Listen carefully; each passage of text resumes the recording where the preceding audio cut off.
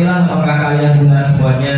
Kembali lagi kita bersama untuk sesi ngobrol lebih dalam Big Pop kita pada hari ini. Insya Allah di awal tahun kita kedatangan tamu spesial tentunya yang insya Allah akan membersamai kita pada malam hari ini, yaitu ada Bang Adias selaku moderator yang insya Allah akan membimbing jalannya Big Pop kita malam hari ini. Dan bintang tamu kita yaitu yang pertama ada Habib Ja'far Al-Jufri, juga ada Bang Raffi Al-Farezi. Nah, apakah kalian mudah semuanya? Pastikan kita pada malam hari ini kita kosongkan gelas, kita belajar lagi, kita upgrade lagi ilmu kita. Mudah-mudahan dari sesi Big Pop kita pada malam hari ini Allah turunkan keilmuan daripada kita. Mudah-mudahan Allah berikan kita ilmu yang bermanfaat, ilmu yang bisa kita terapkan, bisa kita aplikasikan dalam kehidupan kita sehari-hari. Amin ya rabbal alamin. Nah, tema kita pada malam hari ini emang boleh. Nah, emang boleh apa nih?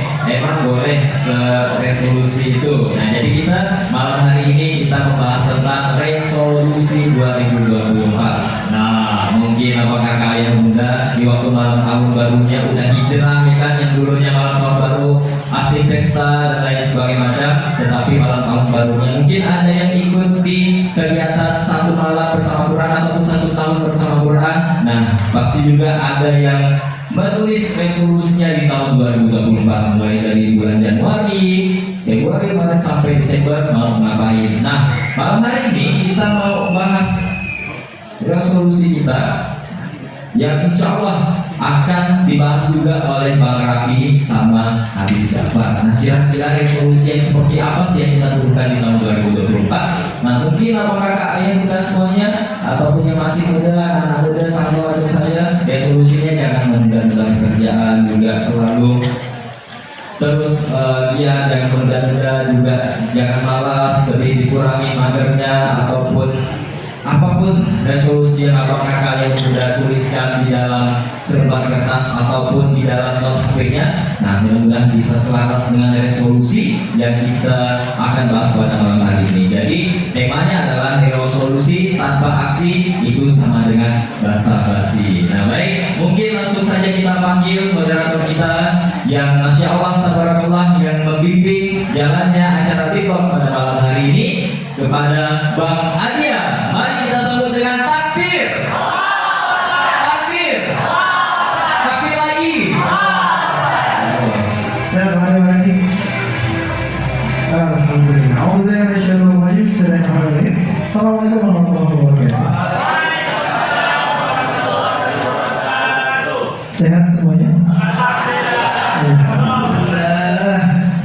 Luar biasa. Hujan dari sore dan berhenti. Jadi saya udah sempat pesimis, ada yang datang nggak ya hujan sederas ini, tapi ternyata semangat teman-teman lebih deras dari hujannya. Alhamdulillah.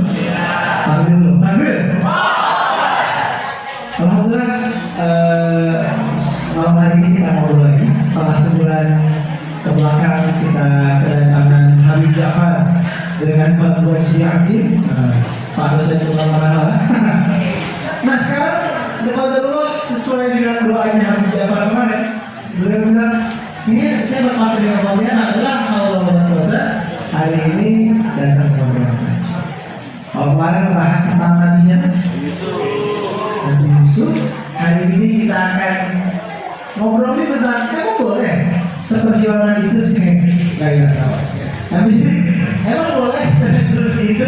Nanti kita menyambung sama resolusi Nabi siapa, kisah dalam Al-Quran yang mana. Dan jangan lupa kita ada satu orang bintang tamu spesial jauh-jauh dari Medan. Ini apa Medan ini, influencer dari Medan, Bang Raffi Al-Farezi. Ada datang ke sini gara-gara ikut IG-nya Bang Raffi ya? Atau ada follower Bang Raffi ada sih? Nggak ada ya? Kalau nggak terkenal ya? Ada lagi ya? Atau ada yang datang dari sini karena Instagramnya Habib Ja'far ada? Nggak ada. Semuanya datang dari Instagram saya. Oke lah, baiklah followers kalau begitu. Oke, tanpa menunda-nunda karena hujan sudah semakin habis, jadi kita harapkan ya di akhir kajian ini, di akhir ngobrol malam hari ini hujannya juga berakhir ya. Jadi teman-teman bisa pulang tanpa kehujanan dan kebasahan. kita bakal calling bintang tamu kita. Yang pertama adalah seorang influencer yang nongkrongnya sama artis-artis di Jakarta. Ini adalah seorang anak muda pengusaha, mentor bisnis juga. Dan kabar baiknya adalah dia masih single ya. Kadang-kadang masih harus change ya. Oke, kita mulai tanya Bang Raffi Alvarezi. Silakan Bang Raffi. Jangan sampai nggak ada. Nah ini kayak kemarin pasti di prank ini. Nah kan? Halo. Oke, kebiasaan. Berarti memang LO-nya apa? Di topnya sudah ngobrol MC ya, ngobrol masnya. Ya udah, nanti Bang Raffi sama Habib kalau udah masukin aja. Ini dia, terus dipanggil. Nah, kita akan ngobrol sesuatu yang menarik. Dan ini masih ya, apa sih Habib Jafar kesini lagi? Habib Jafar 2 hari ini, kemarin sama hari ini baru menyelesaikan kelas series yang nanti bisa teman-teman nonton di bawah ini. Insya Allah di menjelang Ramadan ada kelas series dari 2 nabi. Awal kemarin kita bahas Nabi Yusufnya sangat singkat banget ya. Nanti ada kelas seriesnya 6 episode khusus ngebahas Nabi Yusuf. Saya nonton syuting aja bawa tisu, nangis-nangis dan buat nanti pokoknya teman-teman insya Allah menjelang Ramadan kita akan publish kelas series kita, cerita kisah Nabi Yusuf dan kisah Nabi Yunus. Bagaimana dalam pembicaraan itu gambarannya? Wah keren banget. Oke, kita mulai dulu. Yang pertama adalah Habib Jafar Al-Jifri Al-Mukarram Sallallahu alaihi Nabi Muhammad. Alhamdulillah.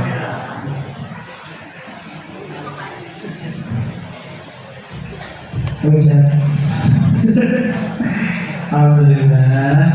Masih ganteng ya Habib ya? Alhamdulillah sehat. Beliau 2 hari dari semalam sampai tadi siang syuting menyelesaikan 9 episode dan insya Allah tadi teman-teman yang harus banget nonton karena itu benar-benar kayak wah keren banget. Kita akan mendengar sebuah banyak point of view dari kisah-kisah Al-Quran yang tidak pernah didengar sebelumnya. Yuk kita tampil satu lagi udah siap belum satu lagi tampil? Satu lagi hilang kayaknya. Ada yang udah. Waktu itu kita ngobrol sama Habib dulu deh. Sebelum yang satu lagi nanti biarkan dia masuk ya. Kalau nanti yang satu lagi kalau udah siap sudah masuk aja. Oke. Nah ini ada banyak voucher, ada banyak hadiah. Insya Allah nanti teman-teman for your information kita dapat 20 voucher. Ada dari Akikahku, Pontianak, ada dari Insan Kelana Travel. Teman-teman pengen jalan-jalan ke Lumbung Utara, ada voucher juga. Ada voucher dari Nusantara Store. Wah, nanti teman-teman yang nanya yang mau akal-akal segala macam siap-siap voucher yang mau. Oke, siap.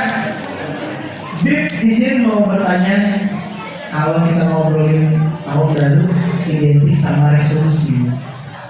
Resolusi anak muda itu kita dengan resolusi 2024 pengen A, B, C. Tapi kebanyakan dari anak muda resolusi 2024 adalah menyelesaikan resolusi 2023. Yang mana resolusi 2023 adalah menyelesaikan resolusi 2022. Nah, apakah memang seperti itu? Selalu seperti itu anak muda? Dan bagaimana sebenarnya sebagai seorang anak muda kita harus bersikap? Nah, nampaknya karena Bang Raffi yang belum datang, kita langsung ke sumur ya, langsung ke sumur ya. Dan Habib saya kita ngobrol.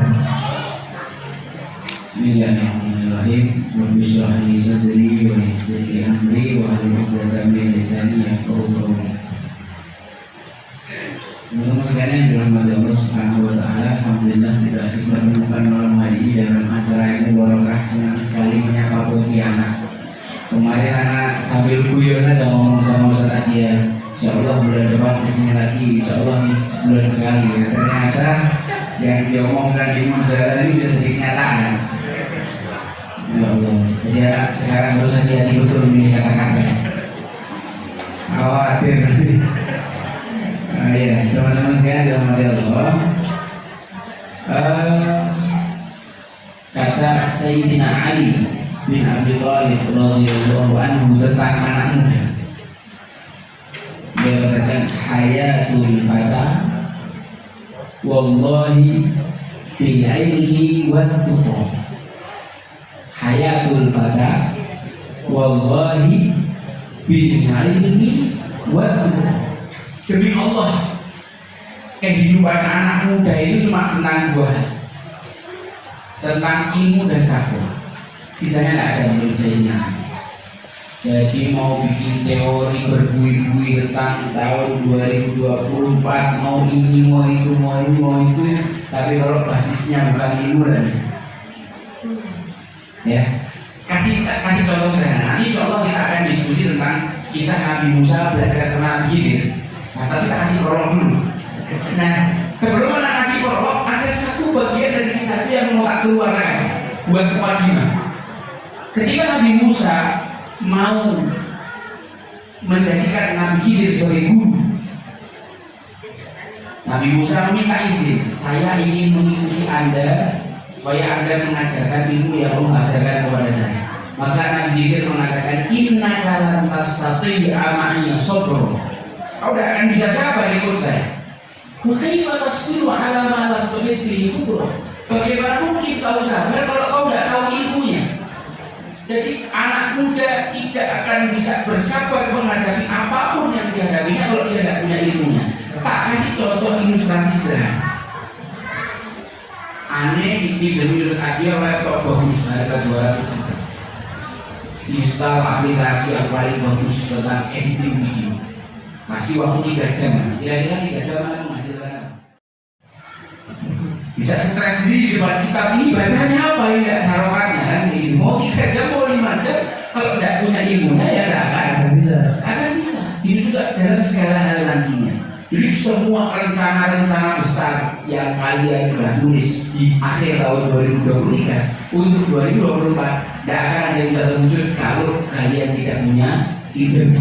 Mau nikah nggak sesuai mobil nikah kalau udah sudah ada persiapan ilmu. Kalau orang nikah tidak persiapan ilmu, maka siap-siap menderita karena kamu akan sekamar dengan makhluk paling menyebalkan yang susah.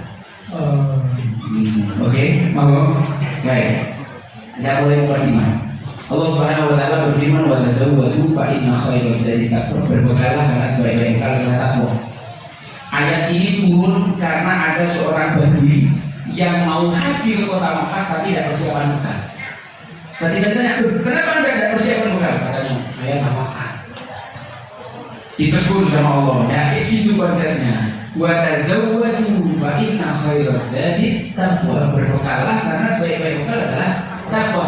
Kalau ditanya bekal apa yang paling baik untuk mengisi 2024 dan seterusnya, ya takwa. Logika yang dibangun sama Allah tuh gini, kalau perjalanan dari pedalaman ke kota Makkah saja butuh bekal, apalagi perjalanan yang di kerajaan, apalagi perjalanan nanti masuk alam barzah, ditimbang amal kita melewati sirat, masa sih kita ada persiapan bekal? Mesti kita persiapan bekal. Pertanyaannya, bekal apa yang terbaik? Bekal takwa. Dan teman-teman sekalian dirahmati Allah, takwa itu fondasinya adalah ilmu. Imam Burhanuddin Az-Zarnuji dalam kitab Ta'limul Muta'allim mengatakan la yasihhu zuhdu wa taqwa ma'al jahl. Zuhud dan takwa itu tidak bisa diwujudkan kalau basisnya kebodohan. Haruslah ilmu. Tak kasih contoh kisah untuk mempermudah. Habib Zain dalam kitab Manhajus Sawi menceritakan tentang seorang ahli ibadah di negeri Maroko yang dia bukan cuma rajin ibadah, karena mustahil fil ibadah, orang yang sangat rajin ibadah. Suatu hari ahli ibadah ini orang besar apa? Ada ini apa ya? Ya, Kursi dalam. lanjut. Yang itu Arabi ya? Oh iya. Oke. Oke, berarti Gak apa-apa, nanti aku juga saya ngomongin. Sampai mana tadi? Ahli ibadah dari negeri Maroko. Suatu hari ahli ibadah ini membeli seekor keledai betina. Keledai betina dalam bahasa Arab disebut atan. Keledai ini ada berapa jenis buangannya? ya. Coba di belakang itu ada anak-anak.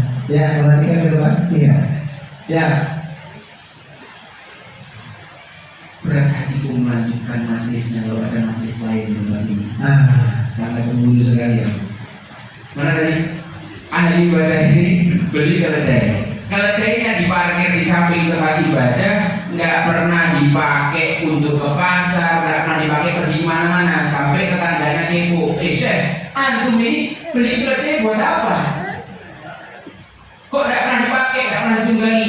Kata ahli ibadah tadi, ini ashtariha yuhassina biha farji. Saya beli keledai itu untuk menjaga kemaluan saya. Maksudnya gimana? Dia seorang ahli ibadah, tapi dia juga laki-laki biasa yang punya syahwat. Nah, dia tahu ayat wala taqrabu zina, jangan dekati zina, tapi sejauh yang dia pahami zina itu hanya dengan perempuan. Jadi kalau sama keledai boleh, karena dia tak tahu ilmunya. Jadi dia kalau pagi ibadah, malam dia punya syahwat disalurkan sama keledai. Ini kira-kira bagus apa menjijikan? Nah, inilah orang yang mau bertakwa kepada Allah, niatnya menjauhi larangannya, bisa terjerumus dalam larangan yang lain kalau dia tidak punya ilmu. Nah, berikutnya teman-teman sekalian, orang mau belajar ilmu itu harus sama guru. Jangan belajar otodidak. Belajar otodidak ini bahaya. Disebutkan kisah juga di dalam kitab Manhajus Syawi. Ada seorang namanya Hakim Tuma. Siapa namanya? Hakim Tuma. Hakim Tuma ini ahli kedokteran tapi belajarnya otodidak. Suatu hari Hakim Tuma baca sebuah kitab. Di dalam kitab itu tertulis Inna hayyatas sauda dawa'un min kulli da. Sesungguhnya ular hitam adalah obat segala penyakit. Maka setiap ada pasien datang, Pak, kepala saya pusing, nah cari ular hitam. Pak, hidung saya mampet, Pak, cari ular hitam. Pak, kuping saya kopok, ular hitam. Pak, saya sesak napas asma, cari ular hitam. Pak, saya kangen, cari ular hitam. Pak, saya panu, cari ular hitam. Pasien yang nyari ular hitam bukannya sembuh, malah pada mati. Ada yang dipatuk, ada yang telan misalnya. Ketika dicek, ternyata buku yang dibaca sama Hakim Tuma itu salah cetak. Jadi di buku itu seharusnya tertulis Inna habbatas sauda dawa'un min kulli da. Sesungguhnya jinten hitam adalah obat segala penyakit. Jinten kan bahasa Arabnya habbah. Ketambah titik satu jadi hayyah. Jinten itu habbah, hayyah itu ular. Nah, apa pelajarannya? Kalau urusan duniawi, kedokteran, urusan fisik, gurunya belajar otodidak bisa membunuh dan membahayakan sekian nyawa. Apalagi urusan akhirat. Apalagi urusan akhirat, kita belajar tafsir, hadis, fikih, akidah, iman, tasawuf, kita belajarnya sendiri tidak pakai guru, bahaya. Ma'rifatullah, ma'rifatul Rasul, ma'rifatul din tanpa guru. Jatuhnya nanti orang-orang yang sesat lagi gampang menyesatkan orang. Sesat lagi menyesatkan. Apa pelajarannya? Modal utama kita adalah takwa. Takwa itu fondasinya ilmu. Belajar ilmu mesti sama guru. Tapi memang enak betul ya orang yang punya guru ya. Sampai urusan pernikahannya pun jadi gampang karena gurunya tahu betul siapa dia. Akan dicarikan pasangan yang sesuai untuk membackup kekurangan dia. Tapi yang lebih repot lagi adalah orang yang nyari guru hanya untuk sekedar biar bisa nikah. Ini lebih parah lagi. Seremah itukah harga seorang guru di mata kamu dari guru? Nah, boleh gitu ya. Kita nyari guru ini supaya ada orang yang mentarbiyah ruh kita, yang menuntun hati kita supaya bisa selamat ke hadapan Allah Subhanahu wa taala. Dan sekedar supaya aku ingin nyari guru yang bisa nyari hati sendiri. Buat orang ini. Oke, berikutnya. Poin berikutnya yang mau saya sampaikan, orang kalau mau belajar ilmu kepada seorang guru, dia harus siapkan hati yang bersih. Ini modal penting, harus siapkan apa? Hati yang bersih. Ini prolog biar masuk kisah Nabi Musa lebih asik. Ini apa? Botol air mineral. Itu bayangkan ini botol masuk ke selokan.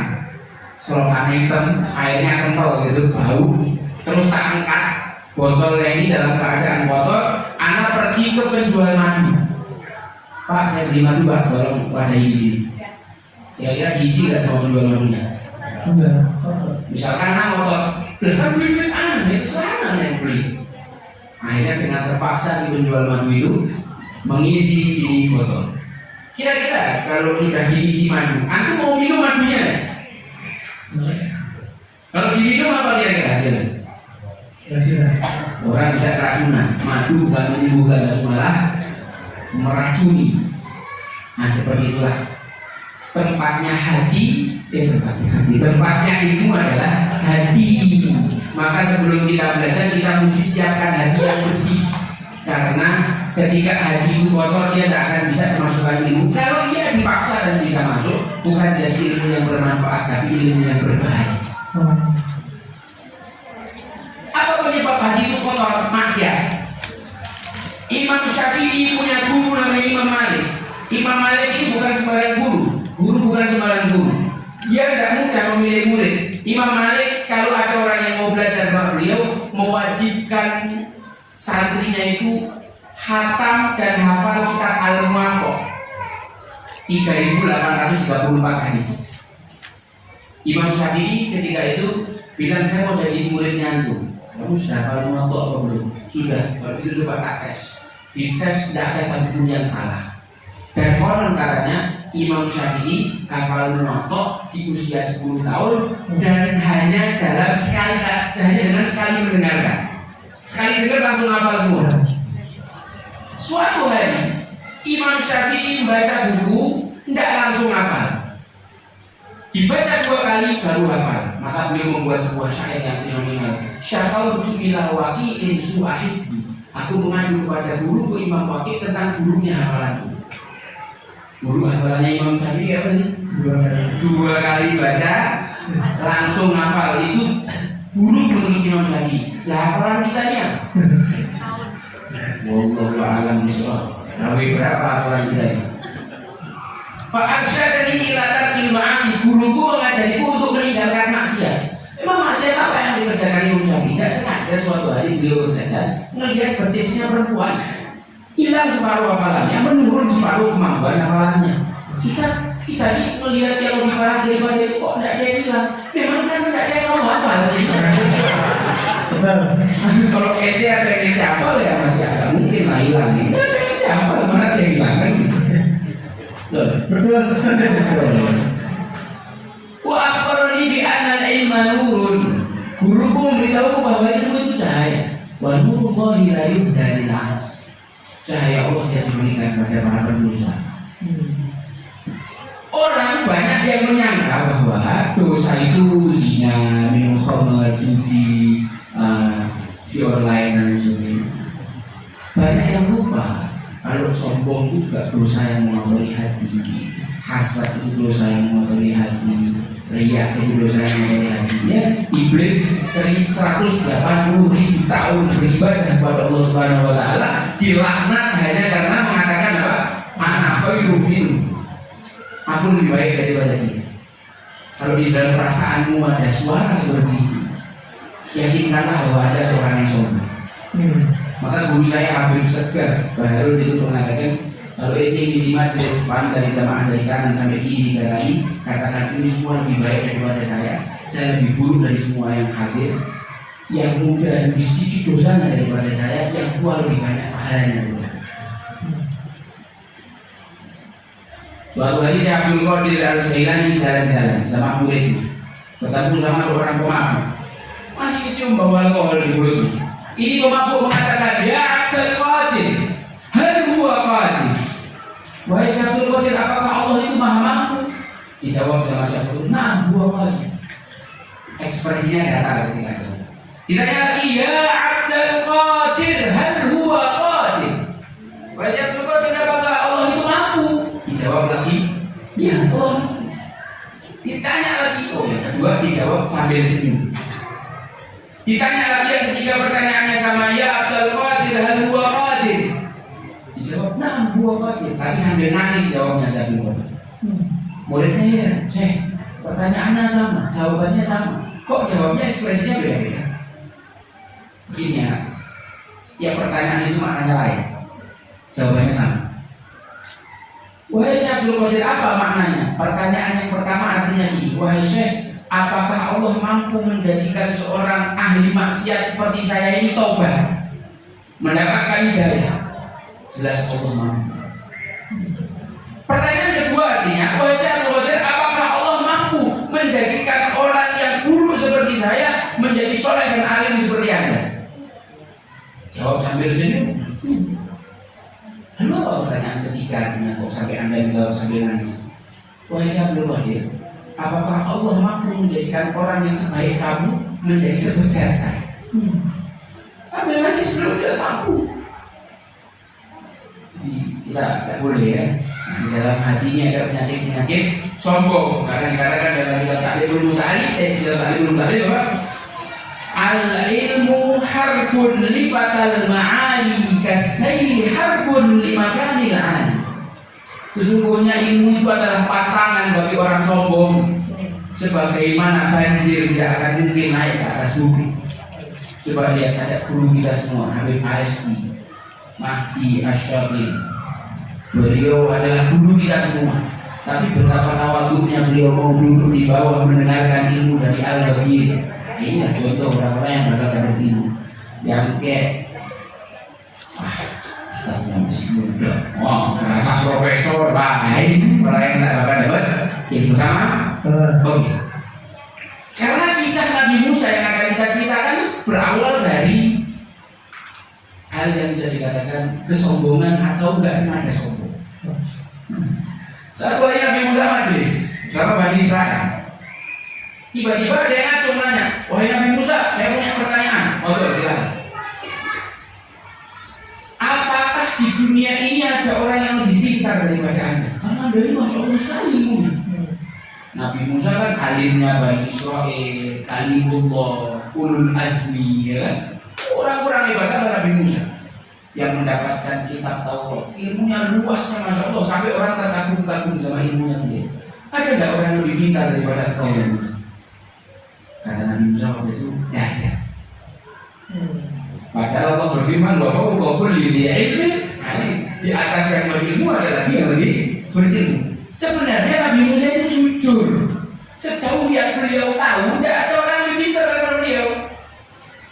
Jadi kepolosan beliau ini dinilai sama Allah beliau ini tidak cara dia lebih alim daripada kamu. Maka Nabi Musa diperintahkan untuk belajar sama Nabi Khidir. Satu poin lagi. Nabi Musa ketika diperintahkan Allah belajar ini di usia beliau yang sudah tidak muda lagi, di usia yang sangat tua. Ini di akhir-akhir kehidupan beliau. Jadi Nabi Musa itu pernah waktu itu didatangi sama malaikat maut, malaikat Israel. Malaikat mautnya dijotos matanya sama Nabi Musa. Buat hasil malaikat maut lapor sama Allah, ya Allah Nabi Musa ini susah ya Bang. Agak temperamen, kan belum ngomong lagi ya, udah dijotos matanya. Ya bilang sama Musa, tempelkan tanganmu ke kulit lembu, nanti berapa jumlah bulu yang tertutup itu tambahan usia. Berarti usianya Nabi Musa ya, karena nggak mau sebut usia berapa ratus tahun, tapi intinya usianya Nabi Musa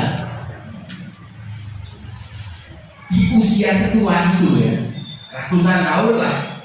Allah perintahkan Nabi Musa untuk berguru kepada Nabi Khidir, yang mana Allah cuma berfirman bahwa ikan ini nanti kalau ikan itu hilang, kamu akan bertemu dengan salah seorang hamba di antara hamba kami. Spek gurunya tidak tahu, lulusan mana tidak tahu, punya ilmu apa tidak tahu, umurnya berapa gurunya tidak tahu. Wis, pokoknya begitu dapat perintah dari Allah Subhanahu Wa Taala, Nabi Musa mengatakan siap. Sami'na wa ata'na. Apa yang diabadikan dalam Al-Quran?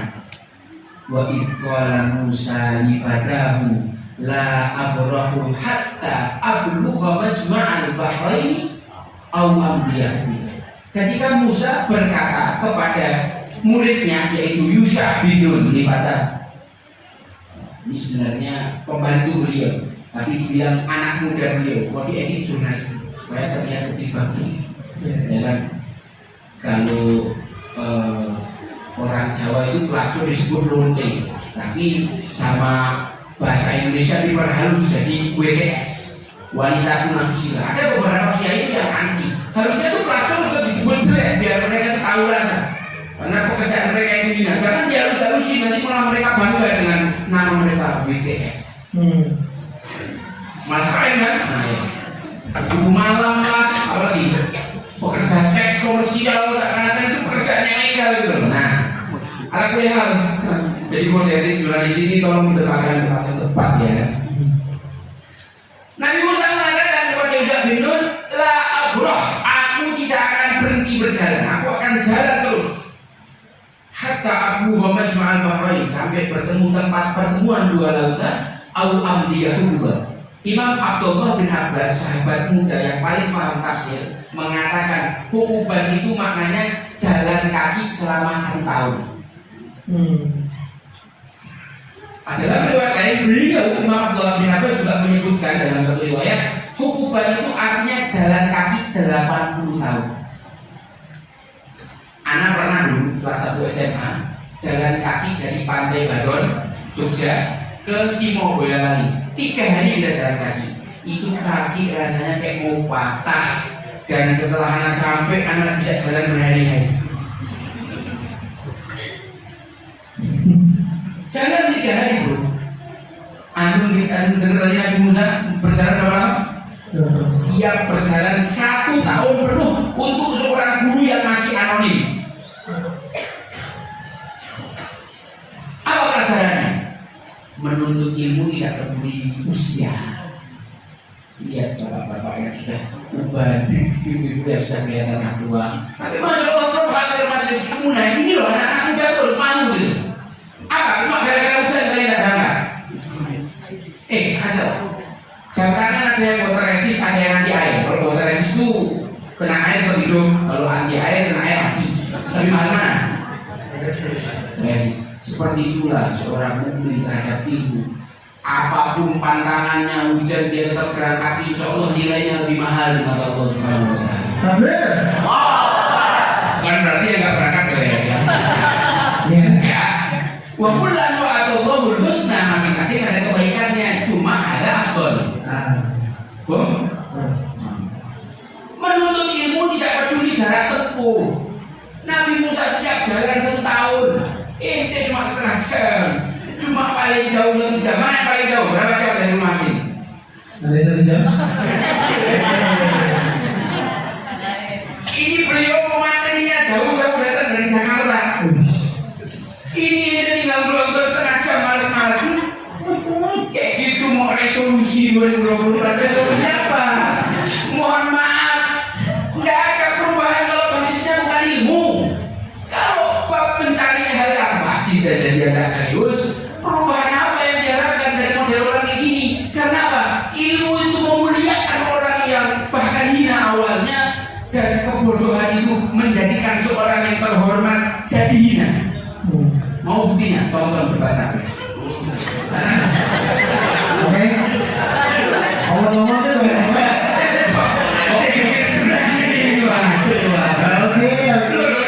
Coba cekkan guys, ngomong aja bro dah. Bagi orang yang berakal, insya Allah bisa lah merasakan mana omongan saya. Ya, bagus kembali ke Nabi Musa. Jangan terlalu jauh. SDIE. Menuntut ilmu tidak peduli usia. Menuntut ilmu tidak peduli jarak tempuh. Menuntut ilmu mesti semangat. Kata Imam Syafi'i, ala lantana dan ilma illa bisittah sa'ubika an majmu'iha bibayan. Apa? Zaka'un wa hirsun wa juhdun wa dirham wa suhbatul islam wa dulusan. Harus rakus orang kalau mau mencari ilmu. Karena orang yang tahu nilainya ilmu, dia akan mati-matian dapatkan ilmu ketimbang mencari harta. Karena harta perlu dijaga, ilmulah yang menjaga kita. Nabi SAW bersabda, man arada dunya fa'alaihi bil ilm, wa man arada al-akhirah fa'alaihi bil ilm, wa man arada huma fa'alaihi bil ilm. Yang pengen dunia cari ilmu, yang pengen akhirat cari ilmu.